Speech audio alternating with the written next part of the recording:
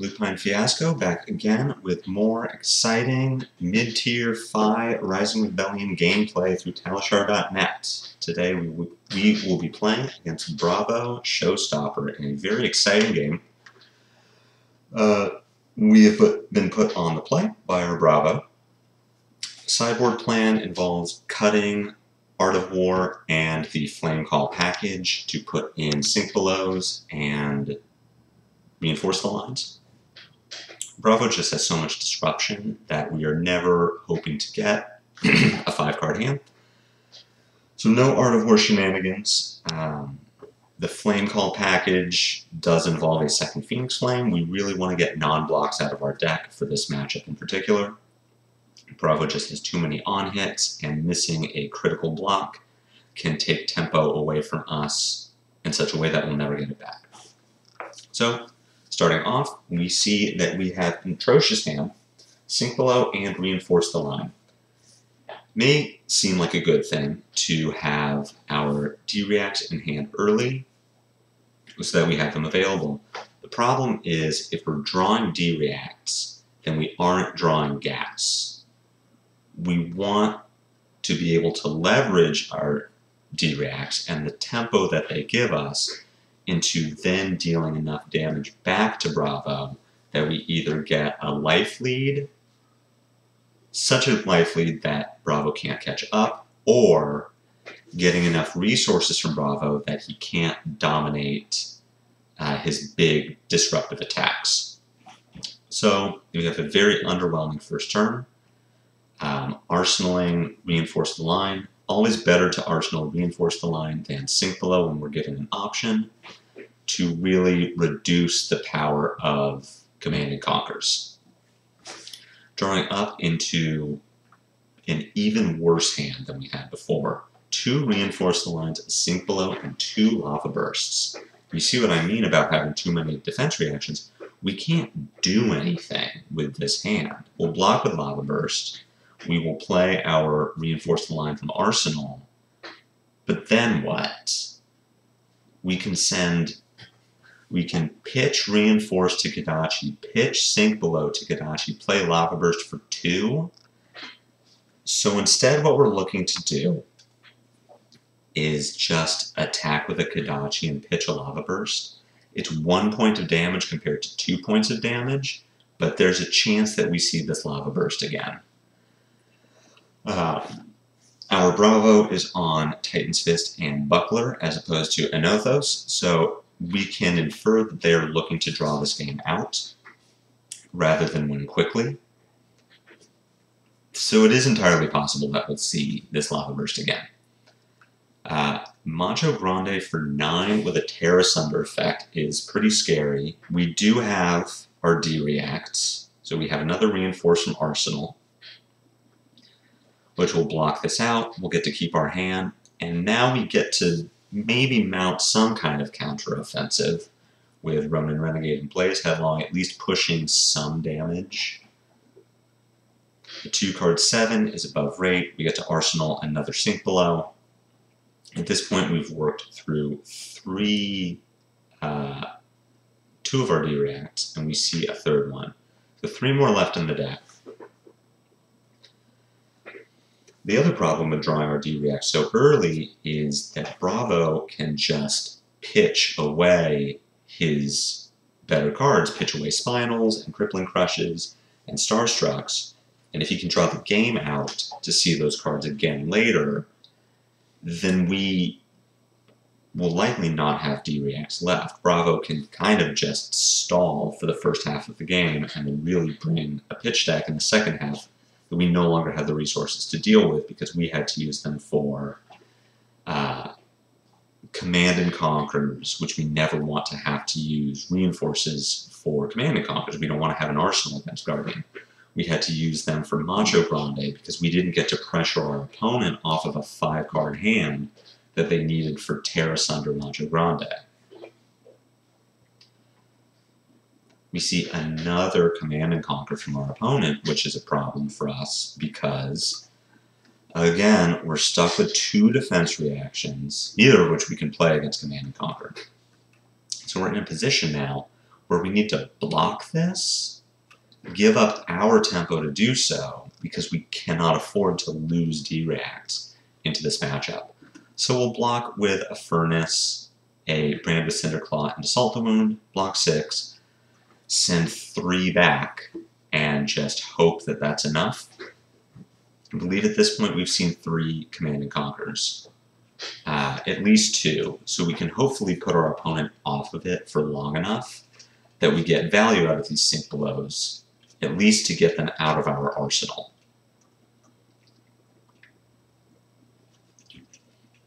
But needing to block this 6 to protect a D-react, losing our Furnace on turn 4 is really going to put us in a bad position to win this game.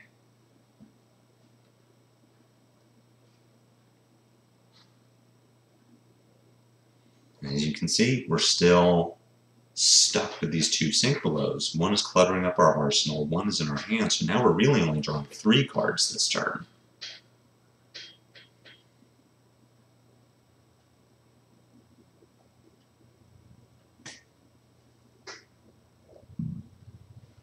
We do have 2 3 blocks, and these 2 Sink Belows. Bravo deciding to dominate a Spinal, which is fine for us. Here we are going to block with a Lava Vein Loyalty, as well as a Sink Below. I am not looking to sink anything. We are going to use Salt the Wound for pitch. We can send Kadachi, Ravenous Rabble. Bravo has so much armor available that we aren't expecting to get a mask trigger, but we are expecting to get armor from Bravo, possibly a card from hand. But if Bravo is going to use 4 armor to stop this Ravenous Rabble, that's great news for us, because it is armor he doesn't have available later in the game. Rabble hitting for 4 is really, really good. We are forcing something from Bravo, as opposed to Bravo just getting to block with a Crater Fist on a 3.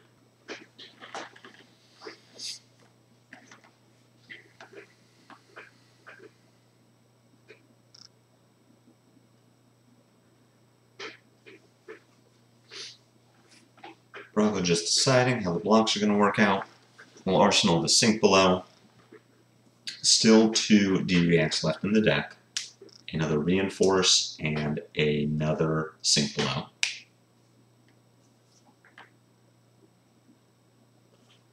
We do get the other half of Bravo's Buckler, and we get a card from hand. And here we have our first real hand of the game. Our first time that we can really do something.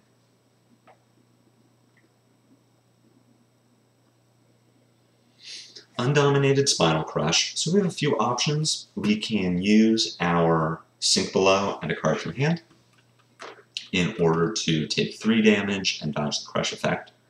With this being undominated, we could block with 3 cards, take 3, send 3 back on our turn, and keep the Sink Below. There is merit to doing that, keeping D-reacts against a Bravo, so that we can utilize them on the dominated attacks. But there are a few problems with that at this point. One, again, I cannot check the graveyard. This is a replay. I believe we've only seen 2 D-reacts from our Bravo. So, there we go. If there's a 3rd CNC from our Bravo, we lose our Sink Below, or we have to defend it, which we don't want to do. We also just need to get tempo in this game. We need to force Bravo to do something. So at this point, it's somewhat unintuitive. I am inclined to block with Blue Brand and Sink Below. We won't need to sink anything from this hand, and then we get to sense a match trigger back at our Bravo.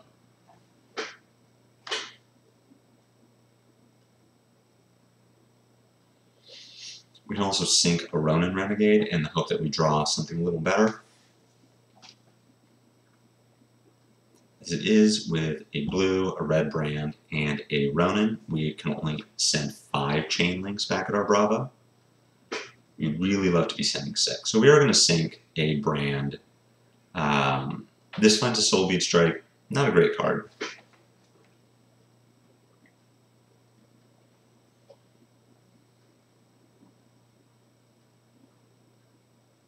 We can look to set up an arsenal here. We are going to be obnoxious with all of these 1 attacks. Bravo does have the other half of Tech Plating and the Iron Rot legs to prevent some of this Kodachi damage, but it still puts Bravo in a position where he doesn't have that armor later. And that's really how this matchup plays out. We're going to get the armor early and open the door for our mask triggers later. Sending a brand here just to get something from Bravo, maybe 2 pieces of armor, maybe a card from hand. Again, we aren't able to threaten a mask here, so we are going to pick up our Phoenix Flame, we'll attack with it, we'll get our Shuko value, and clear out our arsenal in the event that Bravo is going to send a Command and Conquer, or even a Disable.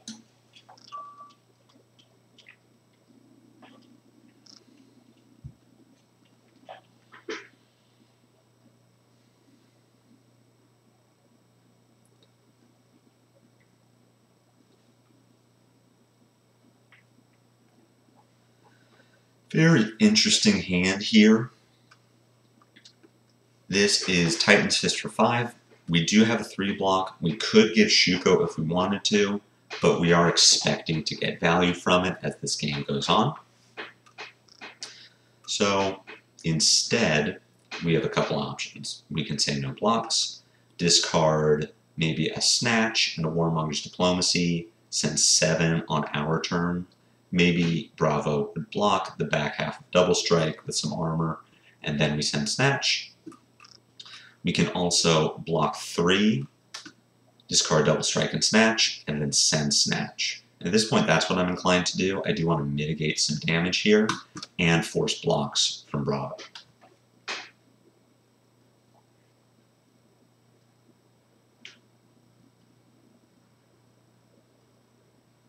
But we definitely aren't looking to give up Shuko or Mask of Momentum this early in the game.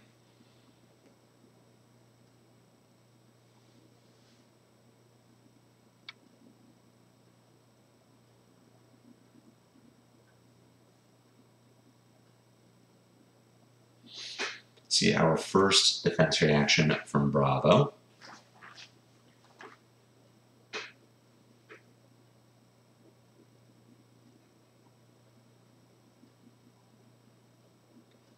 And we see our 5th of our 6 D-reacts in hand. With a pretty good hand outside of that, being able to send Mounting Anger, then Kodachi, Ravenous Rabble is a very good line. And it seems to catch Bravo on an off turn, which is just incredible luck for us. If Bravo wants to pummel this, which he does, deal 8, that's fine. Because now we're talking raw damage with no disruption, and FaB is going to win that race anytime. So here what we want to do is open with Mounting Anger, knowing that we can go 4 links wide here.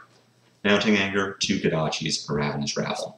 Assuming this Rabble is going to hit for 4, we want to send Mounting Anger first, because it will absolutely get blocked, which is going to open the door for Rabble to do damage. We get another Sink Below from our Bravo, who is drawing his defense reactions at an appropriate time once we start sending actual attacks back at him.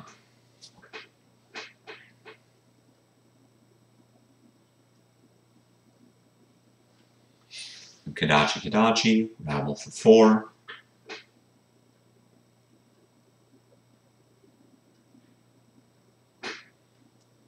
Likely get either a card from Bravo's hand and some armor, or even 3 pieces of armor, which is what it's looking like.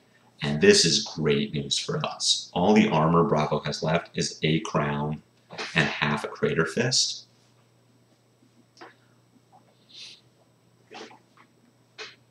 That's 1 efficient block on a Kodachi. Instead, Bravo does shake it up, gets us a card from hand, which is going to negate the power of Bravo's turn, but is still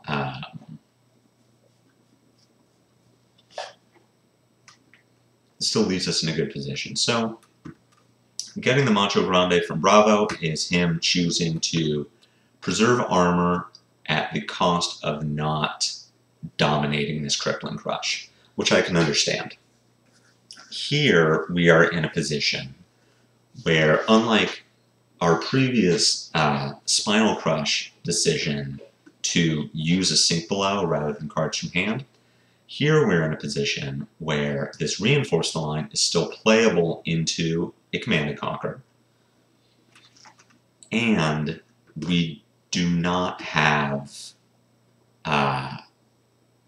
it would take 2 cards plus a Reinforce to prevent the Crush effect here, right? Lava Vein Loyalty and Reinforce is only 7. We don't have the back half of our Furnace anymore. We don't want to give up Momentum or Shuko. So here we're looking to just block out. If we had another 3 block, we could block for 8 and then send 3 back, but as it is, we're just going to put 9 in front of this Crippling Crush, take 2 points of damage, and try again next turn, preserving our Reinforce the Line for a dominated attack or even Command and Conquer, which at this point I believe Bravo has 1 left.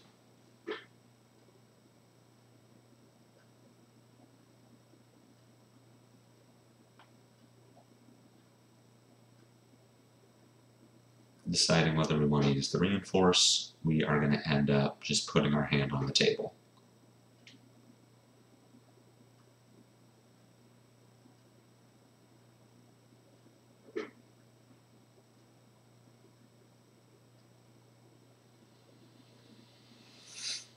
Just reset and hope that Bravo draws a clunker.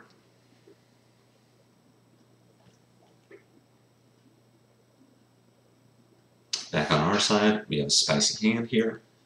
Being able to send 2, 1, 4, 1, 2, 4 is going to eat up a lot of Bravo's armor trying to prevent these mask triggers. We're just hoping that whatever he's going to send our way is vanilla damage, no disruption.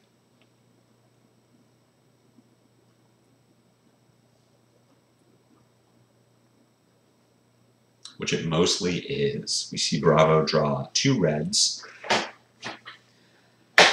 choosing to pitch a red and a blue for this Buckling Blow.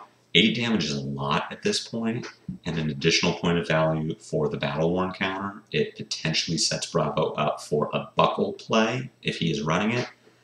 But we see the Battle Worn go onto the Shuko. We can assume Bravo is not running Buckle and is just looking to get some value here. So we're far down in this game, right? There's a 14-point deficit. Bravo still has 6 armor available.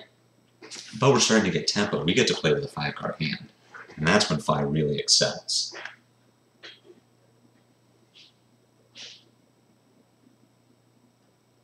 Sending our Kodachi here, mounting Anger for the Mask of Momentum trigger. We'll either get 2 pieces of armor from Bravo or the Iron Rot legs and a card from hand. We're fine either way. Activate FaB. We will send our Phoenix Flame for 2 first. See if this gets armor from Bravo. It doesn't. And now the Kodachi won't be blocked by armor unless the Bravo wants to sacrifice some value. We're grabbing the Travel, hoping to hit a red. Don't. Unfortunately, so this is not threatening mask. We get 1 piece of armor. That is a shame. But even so, we're chewing through Bravo's armor.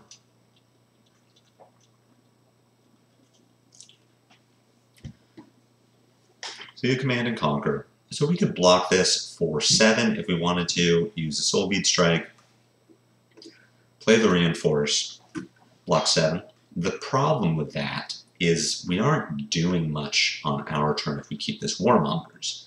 We play, we pitch the Warmongers, Kodachi, Blaze, but we already have a sync below that we want to put into our arsenal, so we aren't getting value if this Blaze Headlong hits. We just arsenal a sync below and pass the turn, the Blaze won't have go again. So here we're going to block 6 with our Soul Bead Strike and our Warmongers. There are 2 reasons for that. One is to preserve our Reinforced line. It would stick us with 2 D-reacts in hand again, so that we play a Blaze, pass the turn, only draw 3. But with Bravo having a floating resource and 2 cards in hand, and us only having seen, I believe, 2 red pummels, we can put them on the third one. And if this hand has a red pummel in it, we get so much value out of our reinforced line. We get to block 10, we don't lose our arsenal, we don't have to discard it from hand, and our hand now gets full value of being able to play Blaze for 4, then arsenal and sink below, and we do sniff out the pummel. So we reinforce, we block 10, we do not lose a card to the pummel effect, we get to send 4 on our turn, and arsenal and sink below. It's our last D-react, but at this point we've seen 3 CNCs from Bravo, 2 Spinal Crushes, a Crippling Crush, no Starstrucks yet, but we're still in a position that we can do good blocking. And Bravo's at 23. That is a healthy life total for Bravo, but it isn't so healthy that he can't dominate Cripplings. To use his ability and play for Cripplings and Starstrucks is going to be a significant burden for him. So, Thunderquake for 8 is vanilla damage, there's no on-hit, nothing to disrupt our turn, but it's also over half of our remaining life total. So now we're looking to play the value game with 3 blocks in hand. We don't want to use our sink below here because we have run our Bravo out of CNCs. We can leave this here forever, or at least until we need it. So we aren't looking to get massive momentum value this turn. This isn't a hand where we would want to, say, block this Thunderquake with a Lava Vein Loyalty, Kadachi, E-Strike for 7. It's a good line, but we don't need to do it now because our arsenal is spoken for. So what we're going to do is get our value through defense. We can block this 8 with a 3 and a 3, take 2 damage to 13, and then send E-Strike for 7. We keep a red in our deck. We threaten a significant amount of damage, keep our sink below, and just move on to the next turn when Bravo hopefully cannot present more disruption. It might be around this time in the game that I'm looking at deck sizes as well. Bravo has 37 cards left in deck to our 20. He isn't necessarily trying to fatigue us in the old him sense of the word, where everything is blocked out and eventually we run out of threats. He's fatiguing us through damage, where at a certain point he no longer needs to dominate disruption. He can just say, here's a Starstruck for 10, you're at 15, so you need to block this. You can give me your whole hand, but that's 4 fewer cards in your deck.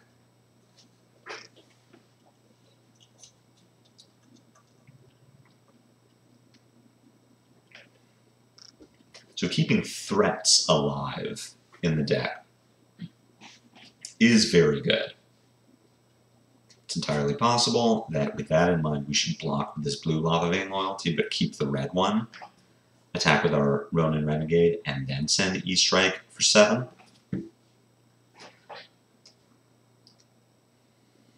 But we go with a 13 value turn cycle. Block for 6, send 7.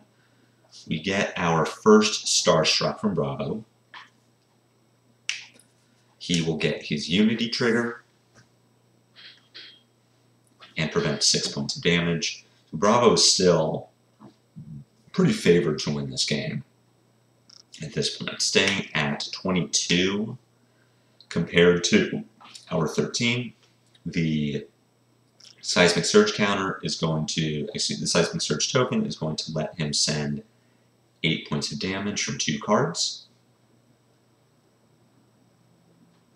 which he does. Buckling Blow for 8. And we do have a pretty good hand of cards here. Keeping in mind, we have our Mask of Momentum. We can play Rise from the Ashes to pick up a Phoenix Flame. Blaze Headlong for 7 with Go again, Phoenix Flame for 1, and Lightning Strike for 7. And that's 15 points of damage, which is very strong. So, with Bravo having 1 Spinal, 2 Crippling Crushes, 2 Starstrucks left, and being at a point in the game where he isn't arsenaling and is getting low enough on life, we can expect that we won't need the Sink Below for Dominate, which means we can use it for value. So here we'll block with Sink Below.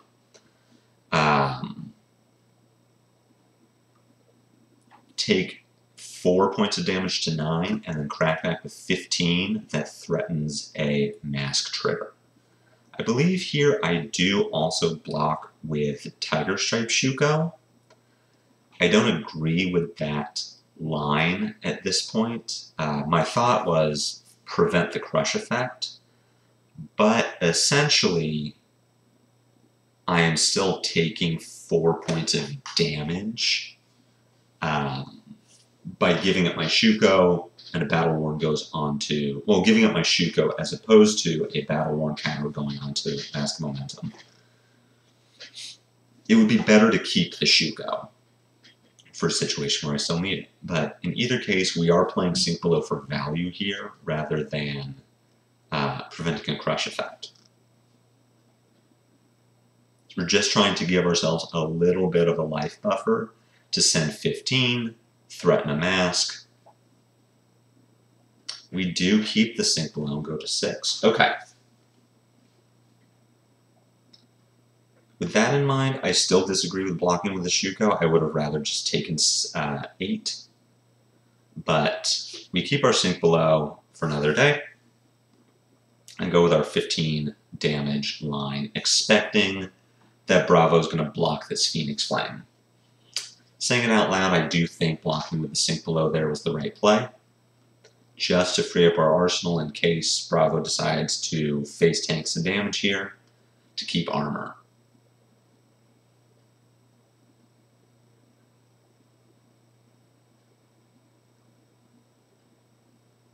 Keeping in mind that Bravo does not have an Othos, 2 cards for Titan's Fist is a lot less scary, or Titan's Fist for 4 plus an arsenal, a lot less scary when we're at 6. Bravo decides to mitigate some life, get another Unity trigger from Starstruck, presumably set up a 2-card 8.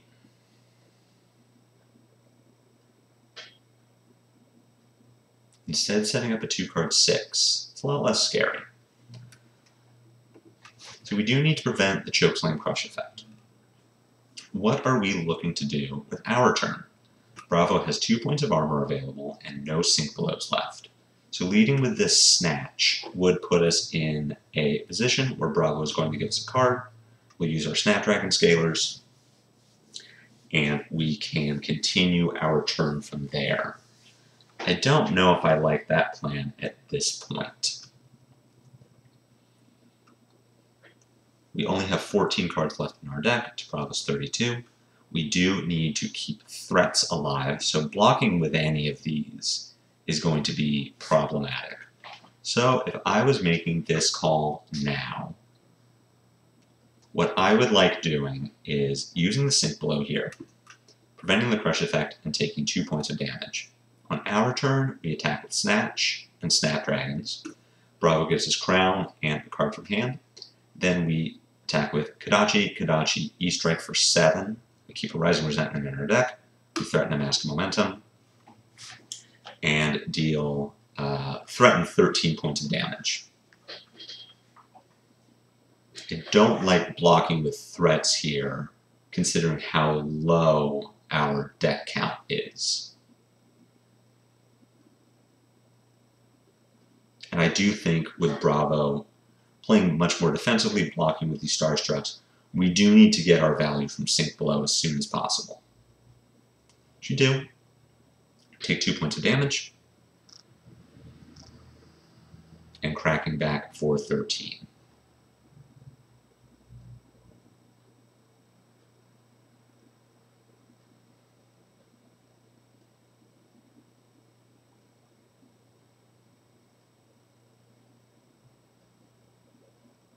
See Bravo blocking the Crippling Crush. He's just too low at this point to really get value from it. You would need to keep a full 4 cards to play the Crippling Crush. He's likely afraid of how much damage we can do with a 4-card hand, which is fair. But we just go ahead. Bravo is now out of armor, which means that these Kodachis are going to deal damage.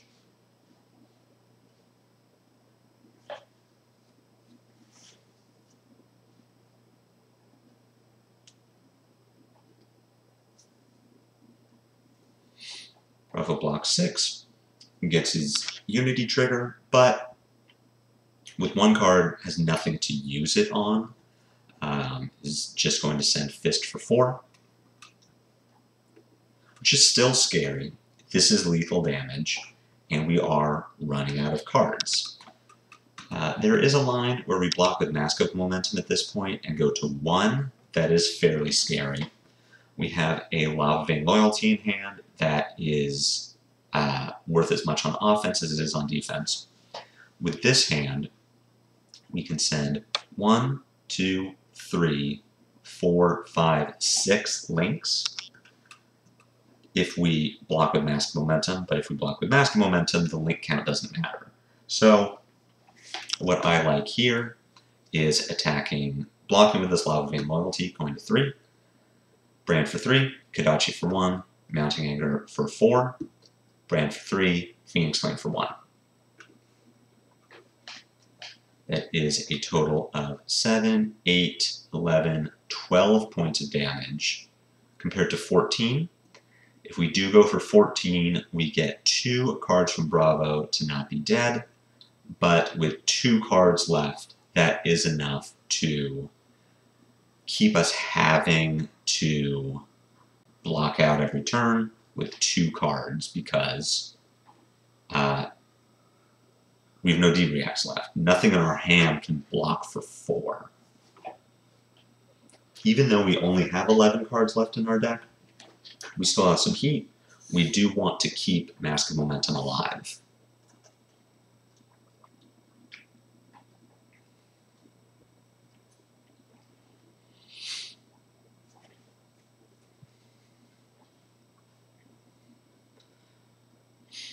We are very much at a point now, no, I don't like this play. I don't agree with this. I get that the intention is to bait cards out of Bravo's hand, or get extra offensive value if they let Mounting Anger hit, but I do think that sticking to our momentum plan of trying to draw a card to put something in Arsenal is better. This doesn't, forcing a block here doesn't open the door for anything later. Send a Brand, send a Kodachi, Phoenix Flame for 1 does make Bravo feel bad about blocking this. Lets us Arsenal a Brand, but I think we're just past that. Bravo does take this damage, though. Puts us in an interesting position where we cannot attack with this Kodachi because we need to play a Brand first. So you'll even see me attack with this Kodachi thinking, well, 4-1-4, that's how we get the mask trigger.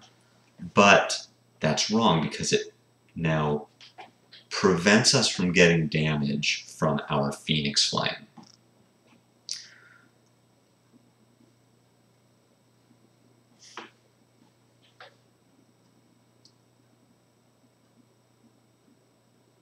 Our opponent thankfully lets us undo.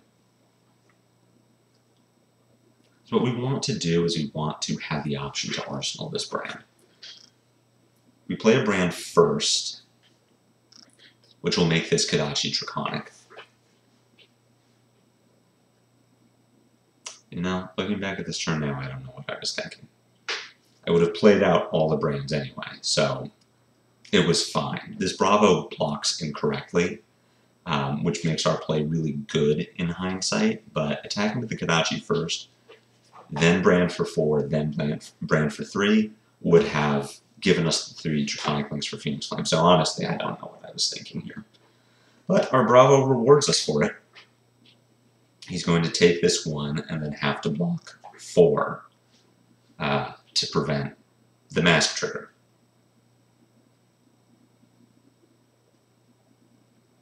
Which he does. We can expect Hammer for 4, which is something we can block. We have quite a bit available to block. Our excellent pitch stacking skills of putting, especially this, our old friend, the Lava Burst, that pitched for 1 off of the Kodachi at the start of this game. So here, what are we looking at doing? Just getting value. So we do want to play this Lava Burst. We need to block this. So we have a few options available. We can block with Salt the Wound, take 1, go to 2. Our line looks like Ronin Renegade, Kodachi, Lava Burst. Pick up a Phoenix Flame for the arsenal on the off chance that our deck does not give us the ability to pick up a Phoenix Flame again. If we really wanted to, we could go through our graveyard and find out exactly what's left in our deck, but that's so much time. We can also block with the Soul Bead Strike, Ronin Renegade, Kodachi, Lava Burst. Keep Assault in our deck rather than a Soul Bead Strike, which is slightly more damage. But I do like getting the value of a Phoenix Flame in Arsenal just in case we need it. So here I am inclined to block with Salt. Take 1. We keep a finisher. We send 10 points of damage back at our opponent.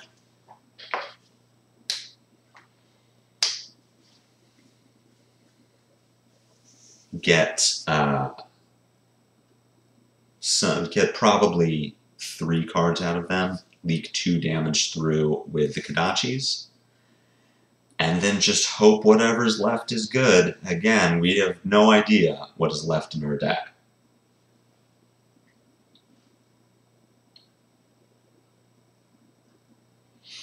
Sending this 1135, I think, is fine. If I could do it over, I would say 3115. But again, our Bravo has 23 cards left in their deck.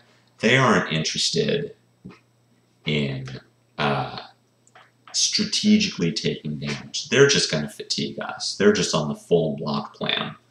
But what that means is he gives a full card to block a Kodachi, which is great for us because now this Lava Burst is either going to deal 2 damage or it's going to take Bravo's hand.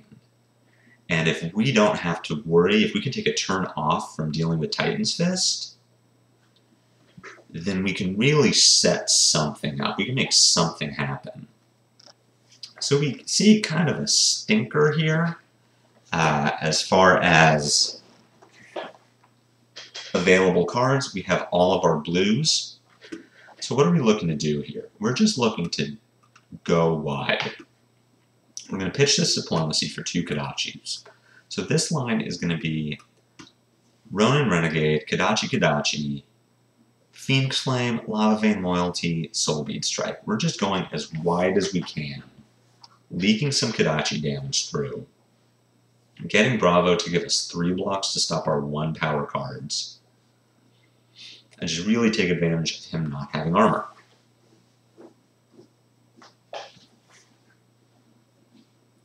We're going 6 links wide, taking him to 2, setting up for just whatever's left in our deck.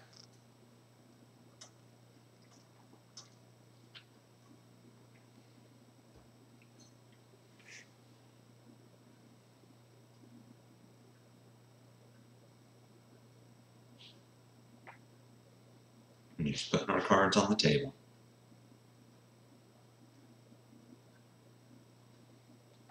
Bravo lets the Phoenix Flame through, goes to 2, assuming this Lava Vein Loyalty and the Soul Bead Strike are going to get blocked. And just hoping that the next 4 cards in our deck do enough that we can either go 6 links wide again or have a Lava Burst or something. So with these 4 cards, we can do 4 links, 5 links, 6 links. Exactly what we need.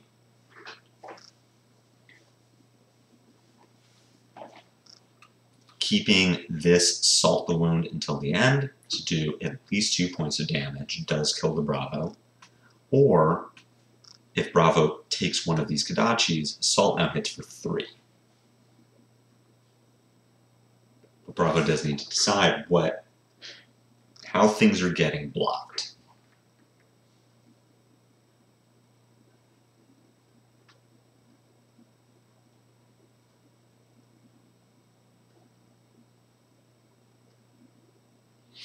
Kodachi for 1 gets blocked.